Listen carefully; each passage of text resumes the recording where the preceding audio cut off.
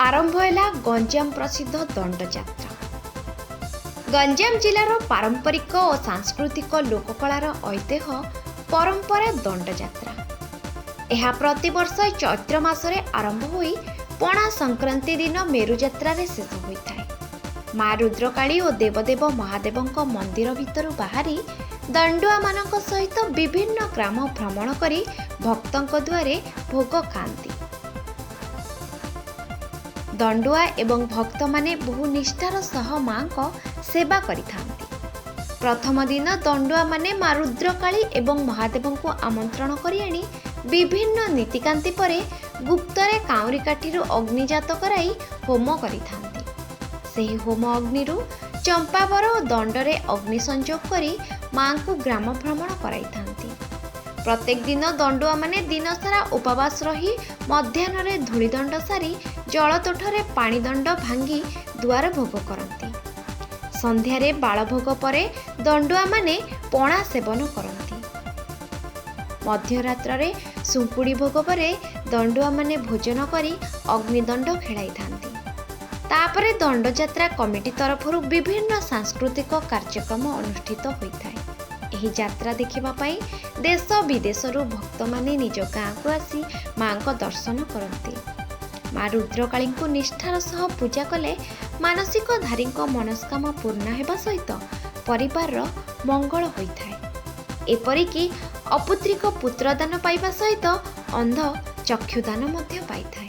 गंजाम लोककला एवं अनन्य कला प्रदर्शन भितरे सांस्कृतिक परंपरा मध्यरे गंजाम दंडनाच सर्वश्रेष्ठ।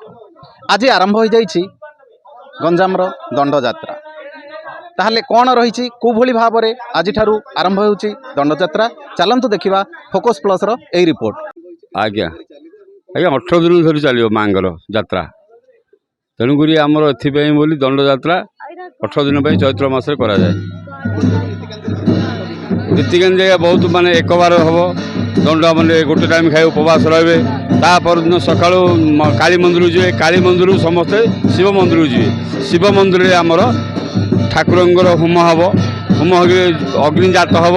तेणु ठाकुर वरुण कर सभा आने पड़ी से ठाकुर भोगरा कर होम कर दांड को नहीं आसू। दांडे द्वार द्वार पूजा हो। तेणुक से माँ दंडकाली पूजा चली आज सुधा आज आरंभ आमर।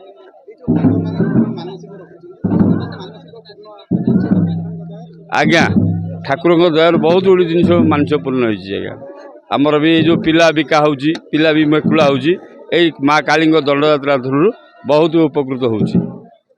अनुष्ठान दंडकाली यात्रा रे आमर यात्रा 18 दिन पर्यंत माने चालू अच्छी एवं आज माने जार माने उद्घाटन माने आज हो पारला एवं यह माने प्रति ग्राम ग्राम बोली आमर अनुष्ठान मान तरफ आमर थिबा माने दंडयात्रा परिचालन कमिटी अधिकारी मैनेजर उपस्थित रे आमर यात्रा परिचालित हुए।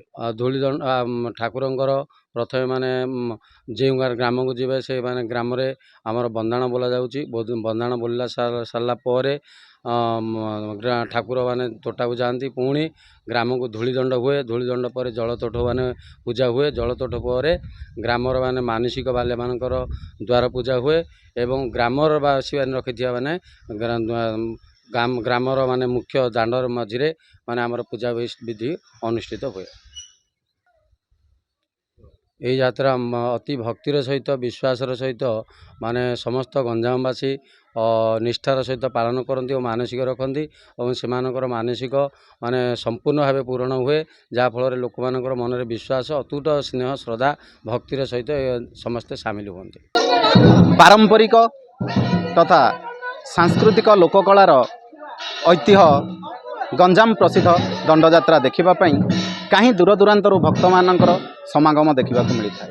यही दिन माँ रुद्रकाली एवं महादेव को दंडुआ माने प्रथमे आमंत्रण करी विभिन्न नीतिकांति करी पूजार्चना कलापर ठाकुर को स्नान कराई से ग्राम भ्रमण कराई थांती। ग्राम भ्रमण पर से माने दुआर दुआर बुली ठाकुर भोग लगाई थांती। एइथिपाई गंजाम प्रसिद्ध रही बेले आज गंजाम रे 21 दिन 18 दिन एवं 13 दिन धरी ଏହି ଠାକୁରଙ୍କର ଯାତ୍ରା ଆରମ୍ଭ ହୋଇଯାଇଛି। ଏହି ଯାତ୍ରା ଦେଖିବା ପାଇଁ ଅନେକ ଭକ୍ତଙ୍କର ସମାଗମ ଦେଖିବାକୁ ମିଳେ। ଯାହାକି ସୂଚନା ମିଳୁଛି ଏହି ଧୂଳିଦଣ୍ଡ ଏବଂ ଅଗ୍ନିଦଣ୍ଡ ଏବଂ ଜଳତୁଠରେ ଜଳଦଣ୍ଡ ଏସବୁ ଦେଖିବା ପାଇଁ ଭକ୍ତମାନେ କାହିଁ ଦୂର ଦୂରାନ୍ତରୁ ଆସିଥାନ୍ତି। ଆଉ ଭକ୍ତମାନେ ମାନସିକ ରଖିଥିଲେ ଭକ୍ତଙ୍କ ଦୁଆରେ ମା ରୁଦ୍ରକାଳୀ ଏବଂ ମହାଦେବ ମନ୍ଦିରରୁ ବାହାରି ଭକ୍ତଙ୍କ ଦୁଆରେ ଭୋଗ ଖାଆନ୍ତି। ଏବଂ ଏହିଭଳି ଭାବରେ ଠାକୁରଙ୍କ ପାଖରେ ଯିଏ ଯାହା ମାନସିକ ରଖିଥାଏ ଏହି ଦିନ ଠାକୁରଙ୍କୁ ଦର୍ଶନ କରି ଏବଂ ଠାକୁରଙ୍କର ପାଖରେ ପୂଜାର୍ଚ୍ଚନା କଲେ ମାନସିକ ପୂର୍ଣ୍ଣ ହୋଇଥାଏ। ଗଞ୍ଜାମ ବୁଗୁଡ଼ାରୁ ପୂର୍ଣ୍ଣଚନ୍ଦ୍ର ବାରିକ, ଫୋକସ୍ ପ୍ଲସ୍।